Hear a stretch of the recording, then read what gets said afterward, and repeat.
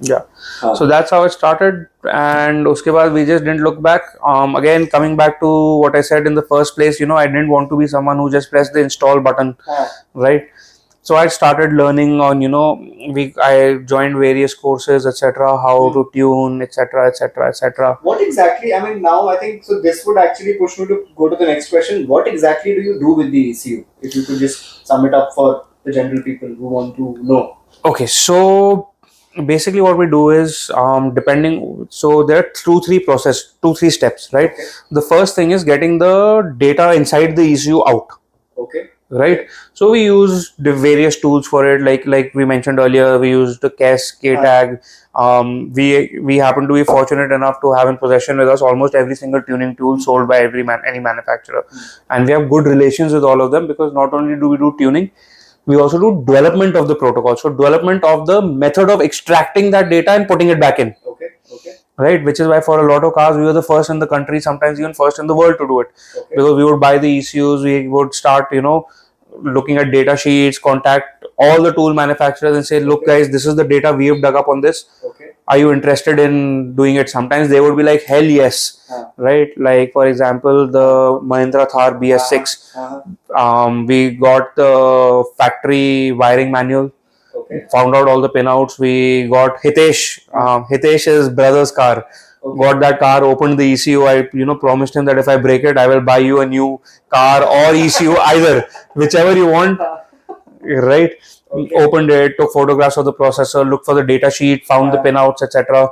Contacted B-Flash. First we contacted another company, they weren't that keen. Then we contacted B-Flash. B-Flash engineer was like, if you don't mind breaking something, I don't mind breaking it for you. Okay. Right. Right, but knock on wood, we didn't break anything. We spent about 3-4 days, managed to crack the protocol to read and write. Right. Okay. Ironically, that got copied very quickly. Okay. And the reason I know it got fucking copied is because I made a mistake on the wiring diagram. Okay. Okay. Every single one of you bastard tool makers outside has the same mistake which I made in the diagram. Okay. And that was a mistake I made, and I realized much later that I have made. Okay. Okay. Right. What was exactly happening after you made that mistake? No, nothing happened. Basically, we were making one extra connection which was unnecessary. So when I printed the wiring diagram, one pin number was 3, वो smudge हो गया था, तो मैंने गलत लिखा दिया था. Okay. Okay. And everybody has written it the same. Okay. Right. So everybody copied B-Flash instantly, and everybody, became world famous tuners. Ki we can tune the Mahindra Thar, while still making the same mistake I made on. Right. So can we say that you were amongst the first ones to have a tuning mechanism ready for the Mahindra? We were the first. We were the ones who did the development on it. That ECU is found on Thar, it's found on Isuzu, it's found on some other Mahindras. Okay. Right. Okay. We were the first to be able to read it. When we were doing the initial development, it was being read as an Audi A4. Okay. Because Audi had a similar processor, similar checksum. Okay. Anyways, getting back to your original question, how does the tuning work? So we get the data out, right? After we get it out, we put it on a computer. Right? On the computer, we have different ways to interpret it. Okay. Right? One of the common tools that we use is behind me. It's called WinOLS. Okay. Right? Okay. All it does is gives you a graphical representation of the binary. Okay. Then you need to either, you can look at the shapes and recognize what binary it is. Binary is basically what? The fuel and air ratio? The binary is just data, zeros and ones. Okay. Okay. Right? Okay. So we can look at the data, we can look at it in a graphical form like this, or we can look at it in a text form like this. Right? I personally prefer 2D to identify stuff. Okay. Right? Okay. So we look at that data. Okay. Then we modify that data. Okay. And then we install it back. Okay. So sometimes misconception people have कि गाड़ी से map उड़ गया, वो उड़ नहीं सकता, because that is the software the car is running. Okay. Right? It can't become stock on its own. It can't disappear because we are modifying what is on the ECU. Okay. And in layman terms, what is it exactly that you change? So it depends on a lot of things. Are we tuning a petrol car? Are we tuning a diesel car? Are we tuning a gearbox? Let's say we are tuning a petrol car. Are we tuning a naturally aspirated car or a turbocharged car? Okay. Okay. So let's say, for example, we are tuning a naturally aspirated car, because turbos came in much later now. Correct. So naturally aspirated car tuning is relatively simple. Okay. Right. Okay. In fact, my specialty is domestic naturally aspirated cars which nobody in the world tunes, Okay. right? Or no, not many people spend time on, rather I should say, right? So all our small displacement naturally aspirated cars like Suzuki's, Hondas, etc. we do. So on a naturally aspirated car, what we're doing is we're changing some of the factory parameters, but we don't have too much that we can do, Okay. right? So the ECU, let's take the example of a Bosch ECU, Okay. right? That's the most common. Okay. So I'll walk you through the structure of what happens, Okay. right? That will be There are inputs and outputs. Mhm. You press, car is started, Okay. right? It is running certain ignition timing, it is running certain lambda. Uh, You press the accelerator pedal. uh, That is an input for the ECU. okay. The ECU interprets that as driver's wish. What is the driver wishing for? Okay. You press it 50%, let's say driver's wish is 100 Newton meters of torque. Okay. Now to make 100 Newton meters of torque, Okay. I have to have a certain lambda, Mhm. I have to have a certain ignition timing, Right. right? Right. Almost all manufacturers tune ECUs for being, or tune cars rather, for the masses. Masses में nobody cares whether that acceleration was different by 0.4 second or not. Mhm. They care कि mileage कितनी आई at all times, Correct. right? Correct. या अगर मैंने correct fuel नहीं डाला तो कुछ नहीं होना चाहिए गाड़ी को, right? So what we do ताकि is वो overall running cost जो है वो कम ही रहेगा. correct. So what we'll do is, in fact, I'll open one file up also later. What we do is, so we start off with the first driver's wish. We recalibrate that pedal profile. Okay. A lot of there both ends of the spectrum. Manufacturers such as Maruti Suzuki keep it damped. So 20% pedal does not mean 20% request of torque. 20% pedal will mean only 10%. It's only when you come above 80, 90 that it becomes linear. Okay. Whereas on a M4, it is the opposite. 40% pedal means 60% torque de do. Right. Because that's what essentially that machine Correct. is made for. Correct. So we, reprofile the pedal, we reprofile the driver's wish, so that the car feels nicer to drive with to start with. Which is also something that's exactly what throttle response is called. Correct. Okay. Right. So we start off with that. Then there are a lot of internal limitations, etc. There will be various torque limiters. There will be various limitations. Ki how much can the throttle body actually open? Right. The more we are able to open the throttle body, the more air we are able to get in. Right. Correct. I don't want someone to correct me and say कि इसको पता नहीं पूरे नहीं खोल सकते. Yes, I know पूरी नहीं खोल सकते. But you can start becoming slightly more aggressive on the opening. Right. On a car with VVT, so variable valve timing, we can adjust the valve timing a little bit to get more air in. Okay. The goal is to get more air in and get some fuel in the most optimum condition, so that you get the most bang for your buck. Correct. Right. So we play with ignition timing. Sometimes on some cars we found that the factory timing is too aggressive. Okay. Right. So it is, instead of running the optimum ignition table, it is running either a component protection table, Right. or it is running a base ignition table. So then we tweak those, Okay. so that the car doesn't go into component protection. This is a car that we found very common on the Baleno RS. Okay. That once it gets warm, it starts running the component protection table. Automatically. Yeah, it's built into the ECU memory. So this is what we do on a naturally aspirated car. On a turbocharged car, that's where the fun is. Because now the world is your oyster. You can put a bigger turbo on it. You put a bigger turbo, you can stuff more air in. Right? You're stuffing more air in, you can put more fuel in. But how do you know that how much pressure can that chamber handle, engine chamber handle? So this is a very good question, right? A lot of it depends on experience from our own experience and also experience abroad, right? So just when I ask this question, how much pressure can the engine chamber handle?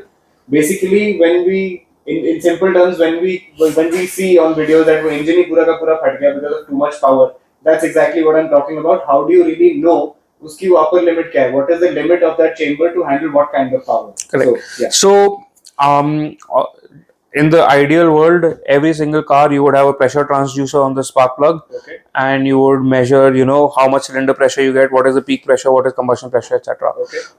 That of course can't be done for every car, right? For cars which are running the stock turbocharger, your turbocharger is always going to be your limitation, not your engine. Right. So on the stock turbo, depending on the turbo manufacturer, very often we can get a compressor chart. Right, from the compressor chart we can know कि अच्छा इतना flow कर सकता है turbo, so we'll increase the boost till it is right over there. Sometimes we can't get that data, right? When we can't. Is it something similar that happened with Ashwin's turbo? No, Ashwin's turbo is a different thing. Ashwin's turbo has been whining for a while. Okay. So I told him for a while ki one day this will go. Okay. One day it said bye bye. Okay. And it was not tuned. It was just No, gently. it was tuned. It was tuned. Okay. But it had been whining from before that. Okay. Okay. Right. Got it. In fact, I think it was tuned almost a year ago. Okay. Okay. Fair enough. Right. So coming back to this, so on certain turbos we can't get a compressor chart. Okay. Right. So on that, what we do is we start increasing boost slowly, and then you'll see, a point where we are gaining power, and our intake air temperature suddenly starts to spike. Right. That means now we are, outside of where the turbocharger is comfortable. Okay. So then we'll roll it back till we see, our intake air temperature gain is also linear, our power gain is also linear. Is that where you actually end up putting an intercooler or a cold air intake? So intercooler is for cooling the charge air, of course. But typically when we're figuring out what a turbo's limitation is, you can do it with an intercooler. It'll make the results slightly damped. But without an intercooler, it's very evident when that spike happens. Okay, no, essentially when you spoke about the temperature rising, I thought maybe it's the air which is being No, it's not. No. It's because that turbo is now spinning outside of its efficiency zone. Okay, fair enough. Right? For other cars, like for example, on my car, there is a DTR turbo. So for these cars, we can put a turbine shaft speed sensor. Okay. So we can log what speed, what RPM the turbine is spinning at. We know, like on that turbo, I know it can go to 1,85,000 is where Garrett's warranty ends. Okay. And 1,95,000 is still safe. Okay. So of course mine is run at 1,96,000. Okay. Right. But again, getting back to what we do, so now we have increased boost pressure. Okay.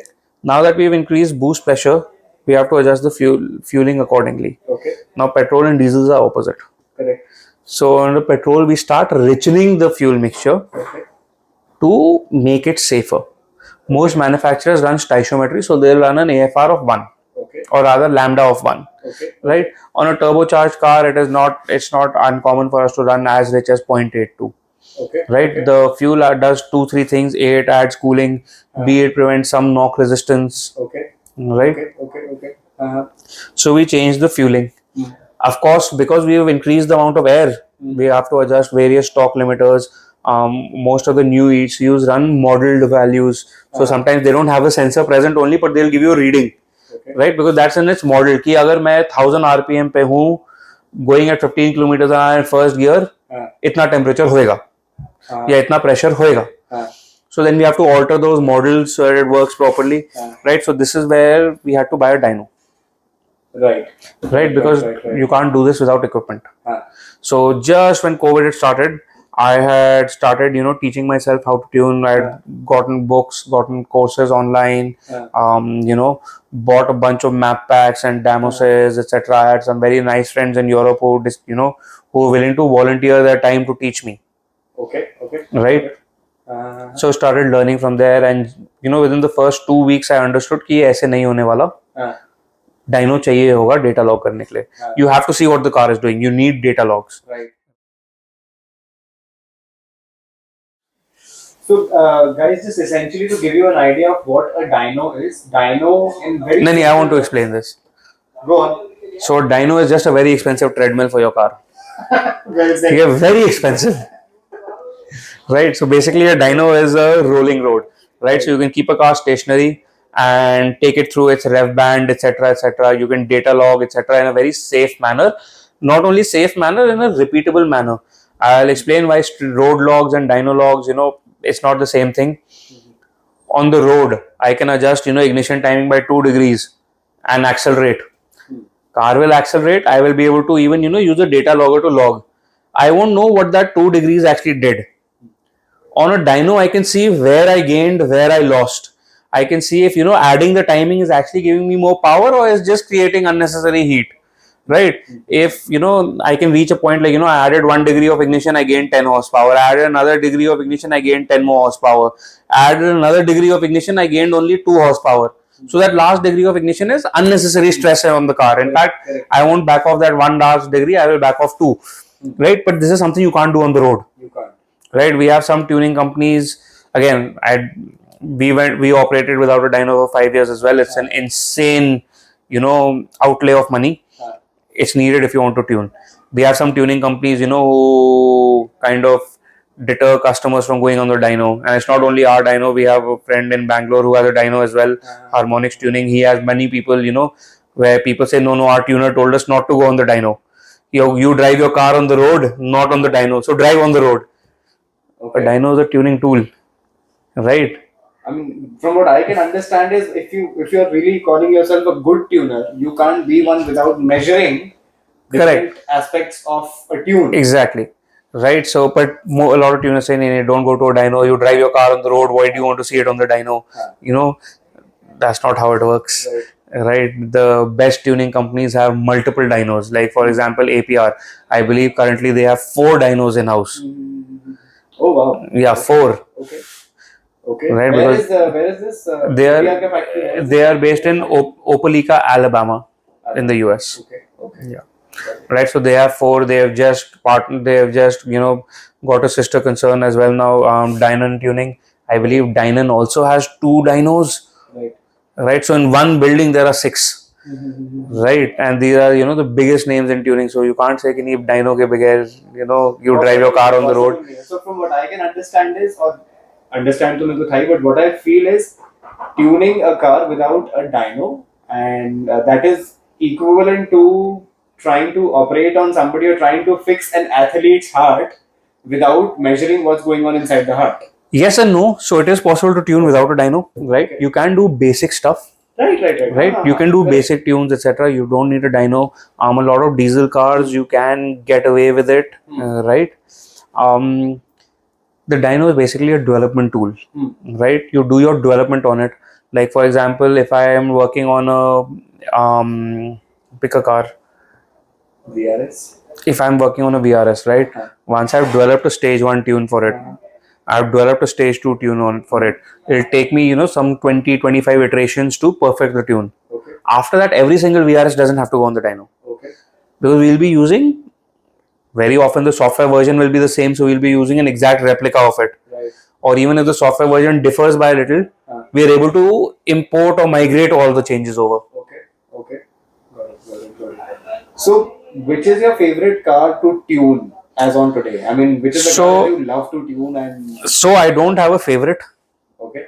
Right, I love tuning everything. In fact, the ones which I have the most fun on are cars that nobody else has tuned or nobody else has thought to tune, etc. 2 weeks ago or 3 weeks ago, we tuned the Force Gurkha. Okay. Right, and I was 2.2, the new one, the BS6 one, and I was so excited. Everybody in the workshop was wondering, ye pagal ho gaya hai. There are cars which are worth 10 times that standing here, and he's not giving any attention to them.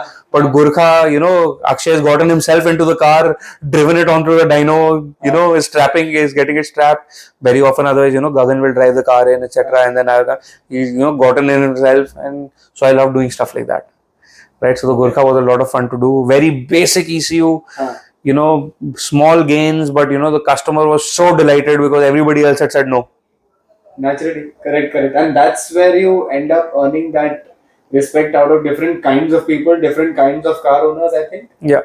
So I love doing all cars. I don't have any favorite, but yes, one of the most tuner-friendly cars that, depending on how much money you spend, but there are a few very tuner-friendly cars. The Volkswagen Group made the VRS or the Audi TT. The 2-liter engine is just phenomenal. Okay. Right? It comes from the factory as 230 horsepower. Okay.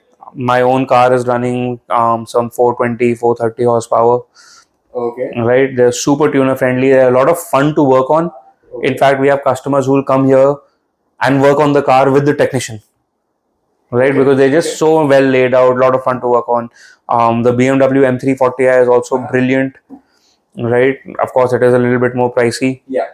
Naturally. That's more pricey. Essentially, it's a BMW. Correct. Not only that, the ECUs are locked on those. So it's not possible to just tune them. So we have to send them to a company called Femto, who unlock them. The cost just ₹1,00,000 to unlock it only. So baki sab paise to upar hai. Right, just when you talk about locking, the ECU being locked, is it the same kind of lock which earlier the Toyotas used to talk about? Yes. ECU locked. Correct. Okay. Correct. Okay. But I think that also is now happening. Now yes. You have been able to do that. Yes. Okay. Right. So that the Volkswagen Polo 1-liter TSI, of course, bread and butter car. We do them, almost like a production line. Okay. So that is a fun car to work on. Currently, our fascination has become the Skoda Slavia 1.5. Yeah. Because the ECU is not tunable, we are trying to make the car nicer to drive with the TCU. In fact, that's what's open behind me. Okay. I was working on all those. We are trying to make the car nicer to drive by modifying the TCU. But why isn't the ECU? So it's locked. So what Bosch did in 2020 is they came out with a new Bosch ECU series in 2016, 2017. Okay. And in 2020 they pretty much locked us out of all of them. Oh, So okay. so there are companies that have figured out how to unlock them, Okay. but they haven't made the information public, because as soon as they do it, Okay. the back door will be exposed and Bosch can close it like that. And then we'll be stuck again without a potential back door forward. Okay. But if we wait long enough into the production cycle, that when the newer generation is about to come out, then it's pointless for them to try to close the back door. So you're trying to make changes to the transmission control. Not trying, we have been doing it. So You have been doing it, yeah. So we are basically, what we do is I have a friend Bharat. He loves cars, Okay. right? So he loves cars, he loves data, Okay. he loves Excel sheets. Okay. So he and I said we run a car on the dyno, analyze the dyno chart. Right. And from that we decide कि यार अगर 20% pedal दबाया है बंदे ने, कितना available power है, कितना अवेलेबल टॉर्क है, गाड़ी को कब शिफ्ट करना चाहिए. So it feels like the car has read your mind. Okay. So basically, the shifting would be happening in such a fashion that the car is always in the right torque. Whatever you are requesting, it will do that in the most fuel efficient manner possible. So if you press 10% pedal, it will always give you the feeling कि आपने 10% मांगा है, मैंने 10% दिया है, while being in the highest possible gear to achieve that. Okay. Okay. Right? You give it 70% pedal, it will say आपने 70% मांगा है, I will give you 70% while being in the highest possible gear to achieve that. So we have a gentleman right now who is running our TCU tune that we did on the dyno, right? Again, I'm saying gearbox tune on the dyno. Okay. Right? Yeah. He's running that. He on a Skoda Superb, he's getting a fuel efficiency of 23 kilometers to a liter. Right? I'm not saying that all cars will get that. Right? 2-liter diesel, or you're talking about the petrol? I'm talking about a petrol car. 1.8. 2-liter TSI petrol. The new one. Newest one. Brand new car, getting 23 kilometers to a liter. Okay. Right? Okay. So again, that's fun. Okay.